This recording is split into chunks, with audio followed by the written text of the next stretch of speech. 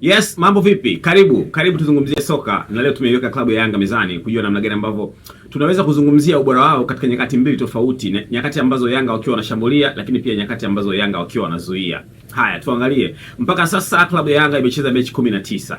Katika mechi 19 Yanga wamefunga magoli 44. Ndio vinara wanaoongoza kwa kufunga magoli mengi, wakifuatiwa na mpinzani wao Simba Sports Club ambaye yeye ana magoli 32. Lakini pia katika mechi hizo 19 Young Africa wameruhusu magoli matatu tu.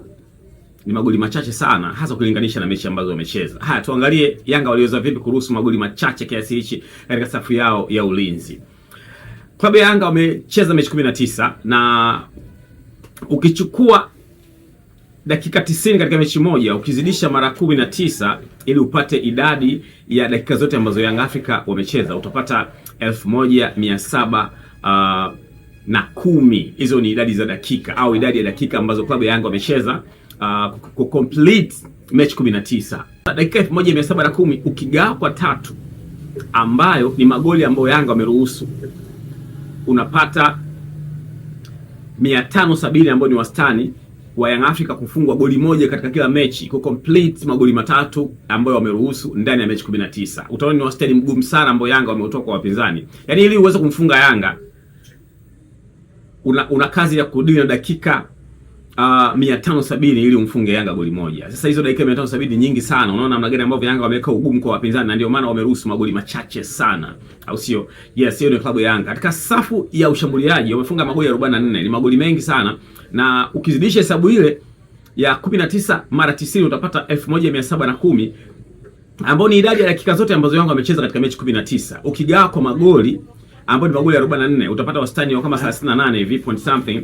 Ni wastani ambao Yanga wanafunga goli moja katika kila mechi complete mechi zote 19 na ndio wamepata magoli haya 44. Sasa utaona ni takwimu ambayo Yanga wamezipata wakiwa bora kuliko ni takwimu ambazo zinawatengeneza Yanga wakiwa timu bora. Yaani katika safu ya ulinzi unaona Yanga wako vizuri, wana takwimu nzuri, wameruhusu magoli machache na wastani wa kufunga goli moja ni wastani huo. 570 mpinzani anahitaji wastani huo kumfunga Yanga goli moja katika kila mechi.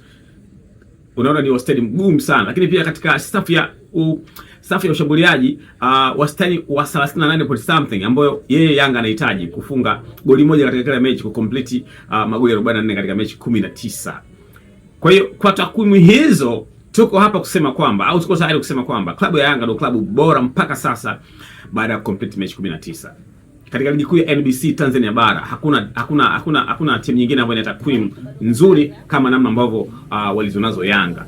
Kwa hiyo na ukiangalia wao mpaka sasa ndio ambao wanaongoza ligi, kwa hiyo ni timu ambayo inatazamwa inaweza ikatoa ubingwa msimu huu, no doubt.